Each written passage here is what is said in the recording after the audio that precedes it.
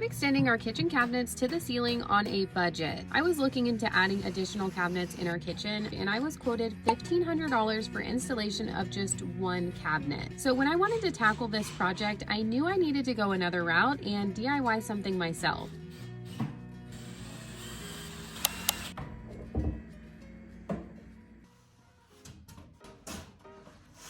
I really wanted to elevate the look of my kitchen, so I decided I would build some cabinet boxes, and down the road I can always add doors if I want to. I purchased 1/2-inch plywood to use to build 3 boxes, and the hardest part of this whole entire process is just getting started, figuring out your measurements, and creating a cut list. 1.1 Okay, so I need to subtract 1 inch and 1/8 from all of my measurements. That's the thing about math. Okay, 7/8 times 2. 7/8 times 2 is 14/8. 1 3/4 from the height. Oh my gosh. Okay, 16 minus 1 3/4. 16 minus 1 is 15. 14 1/4. This is 1 1/8. So 12 minus 1 1/8. 10 7/8. And I'm gonna do, well, I need to make sure, I feel like it needs to be higher than that. Maybe I should just keep it 16 because my molding is 2 3/4 and my ceiling is 18 inches tall. Yeah, I'm just gonna keep it 16. Yeah, okay, that sounds good. Whatever this is called, 16 3/4.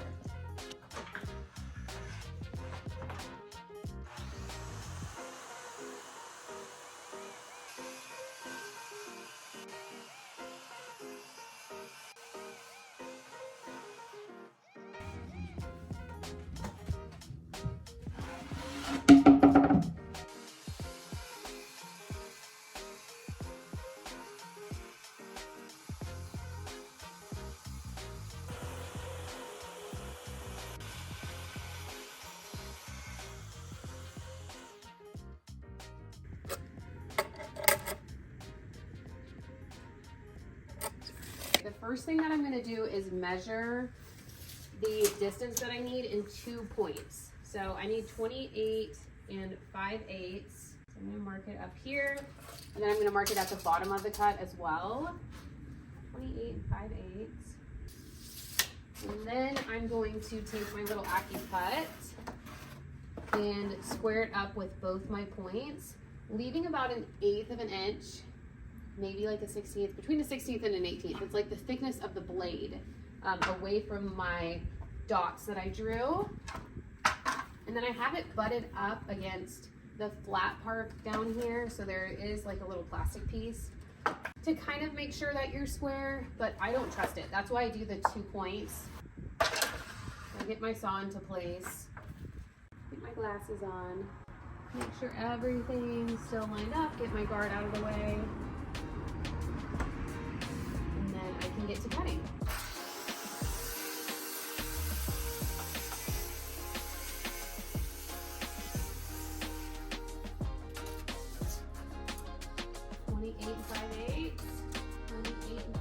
That's perfect. All right. I decided to add pocket holes so that the boxes could be secured together with concealed holes that won't be visible from the inside of the cabinets once they're installed.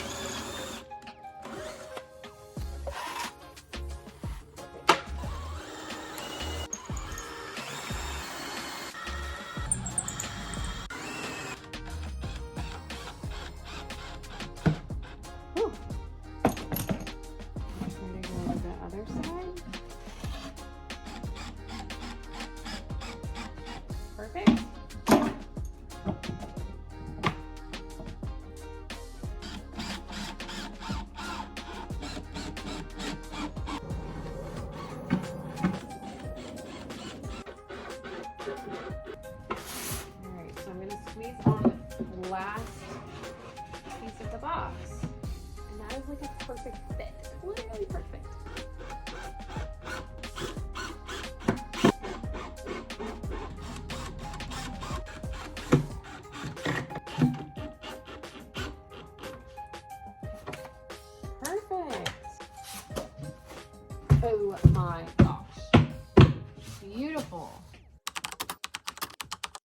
I brought the boxes that I built into the house and they were a perfect fit.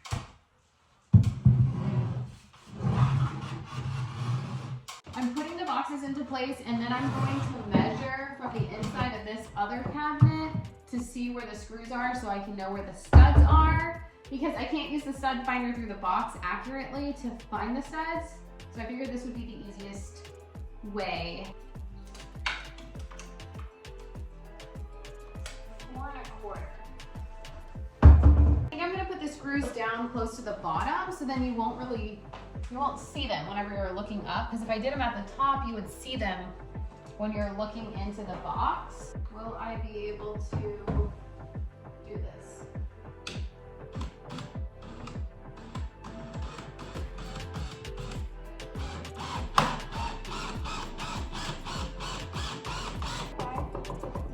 I did it. That's 16. Okay, so the studs are 16, not 18. Let me go get the next box.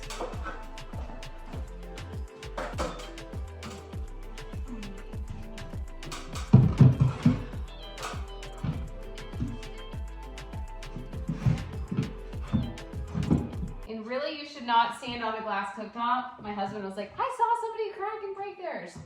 But I don't really have anywhere else to stand. I guess I can kind of, I don't know.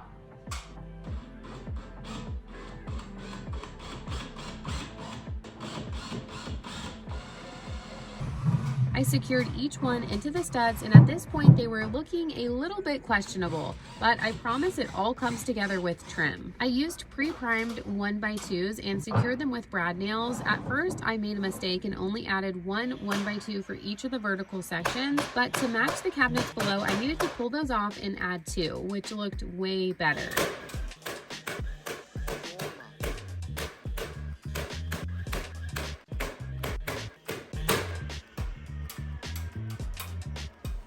I finished the entire thing off by adding crown molding. Crown molding is deceptively difficult to do. Put it on upside down. Oh, that was dumb.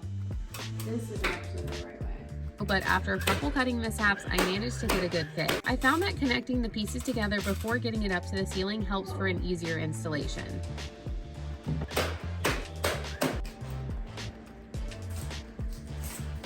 Pretty good corner.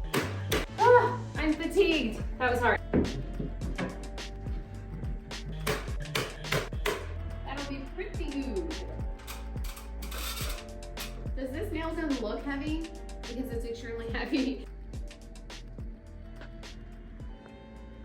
I patched all of the nail holes with spackle, caulked all of the cracks, and sanded it smooth to prep for paint. After sanding, I primed the inside of the boxes and added a couple coats of paint. I decided to do egret white, which is exactly the same color as the built-ins in our living room.